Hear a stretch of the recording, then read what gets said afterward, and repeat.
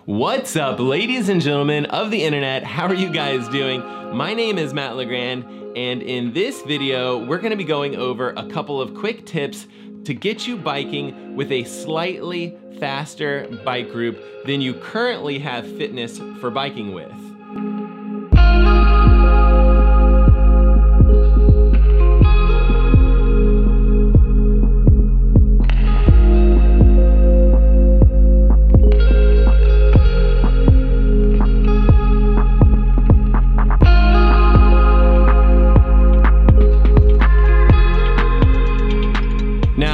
You guys know, if you follow this channel, I just got back from a week-long bike trip in Southern California, and the trip was fantastic. I'll leave links to, I ended up doing like a two-part video series just because I had a lot of stuff to talk about, but I'll leave links to that up here, and you guys can check that out if you guys are interested.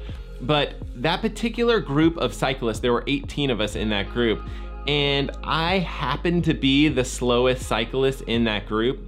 Now, I don't think that that's necessarily like a bad thing, and I'm not saying like, hey guys, listen to me, I'm this slow cyclist, but I just kept thinking like the benefits just extremely outweighed like the fears of getting, dropped or beaten up on like a daily basis.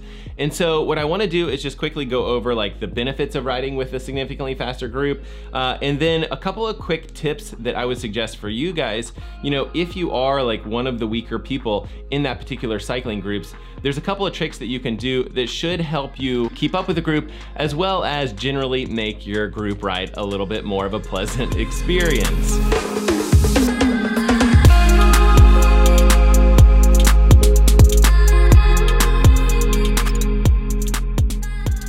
Okay, if you are joining a group of riders that are faster than you, first of all, let me just say that I am proud of you for taking on that challenge. I know it is not easy, I know it is scary, but the benefits outweigh the negatives by far, and you will have to push harder than you normally would have to push if you were riding by yourself. Now that's a benefit, not a negative. You're gonna get a fantastic workout riding with that group. Additionally from that, I would say like one of the huge benefits that might be overlooked is just being able to learn from that group. You can watch riders and you can watch how they position themselves within the group, and you can learn a lot about cycling just from that. You can also watch, the cyclists that are a little bit maybe more experienced than us and potentially see, how they handle their bikes, just general bike handling skills. And I think that that is a huge benefit as well. Additionally, another benefit would be, that anyone in the group could help you with any sort of bike mechanical issues that you happen to come across. It shouldn't be an excuse for you necessarily to like not bring flat repair kit. You should always definitely have that stuff on hand, but things happen. Sometimes you double flat or whatever it is, and it's just great to be able to kind of like borrow an extra tube from someone, or just have help, changing a tire. And then the last benefit that I'll mention is just increased visibility. I think, when you see a group of 18 riders coming down the road, they're just a lot more visible to, cars and distracted drivers and things like that than potentially like, a single rider wearing all black in the evening time. And so I think just riding with a group, just having that extra visibility is just a real benefit to being a part of a group ride.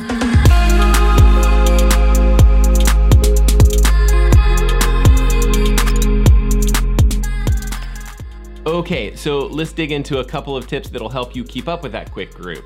All right, the first one is pretty obvious to cyclists that have been biking for a while, and that is to use the draft. And if you're coming from a triathlon background, like myself, it's really beneficial to bike with groups and learn about drafting, learn how to safely draft behind people. You might be able to reduce your power by 10 or 20%. Okay, so learn how to draft and do it carefully. Don't think you're in some sort of triathlon race and it's not fair to draft. Along with drafting, if the group is pace lining and you happen to find yourself at the front of the group, I would suggest taking like shorter pulls than the rest of the group. If the group is basically, having someone go up front and pull for a minute per person, just communicate with the group, let them know that you're really gonna take maybe half that or even a quarter of that, just 15 seconds, pull through, cycle through the group, and move your way back to the back of the pack. And while we're talking about communicating, I would highly suggest that you kind of communicate everything that you're doing with the group. Communication is probably gonna be the most important part of riding in a group like this. You know, kind of within the group, you don't wanna do anything that's super unexpected.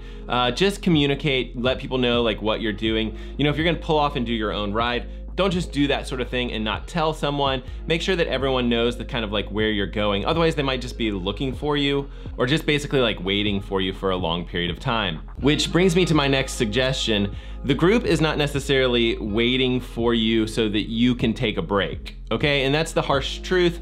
The group is waiting for you so that they can check on you, make sure that you don't have like a mechanical issue, you know, make sure that you haven't gotten lost, make sure that you're okay in whatever you're doing. But they're not waiting for you so that you can catch up to the group and then take your break or your food break or your, you know, whatever else break that you wanna take. And that's a slightly harsh truth. And so what I would suggest for you is that you push through any sort of breaks, really do some of the stuff like, you know, you need a nutrition break, you need to grab a bite to eat, whatever it is, you know, that you have that stuff with you and that you can eat it while you ride. Don't necessarily expect the group to kind of wait for you to do that sort of stuff.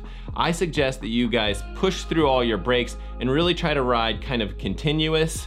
You know, if you're training for a triathlon like I am, you will need to be able to do some of this stuff while you race eventually. Which kind of leads me to my last suggestion, and this is the one that I was a little bit unsure about kind of passing on to you guys, and it really relies kind of on communication, but this one is to potentially like push ahead of the group if the group is taking a break. You know, if you know the course, and you should, and you've communicated openly with the group, and you should, and you think that the group should be able to catch you, you know, within a reasonable amount of time. And when I've done this in the past, I don't typically push like super hard when I'm ahead of the group. I typically take that opportunity to kind of recover, soft pedal a little bit. You know, this is a great time for you to kind of like eat a little bit, do some of those things to recover, because you know that when that group catches you, you know, they're not looking to slow down, they actually want to keep moving at a fast pace. So hopefully some of these suggestions help you take that next step of like being a little bit more comfortable, like jumping in and riding with a faster cycling group, because the benefits are fantastic and I'm really excited to see you guys try it. All right, guys, if you're into this sort of stuff, and that would be stuff like swimming, biking, or running, you know, consider subscribing. There's a subscribe button down below here somewhere, and there's a notification bell in the top left corner. The notification bell just allows you to be notified of whenever I post a new video, which I'm trying to post videos about once a week. You know, at least that's the goal. But thank you so much for taking a little bit of your time to check out this video, and we will see you guys on the next one.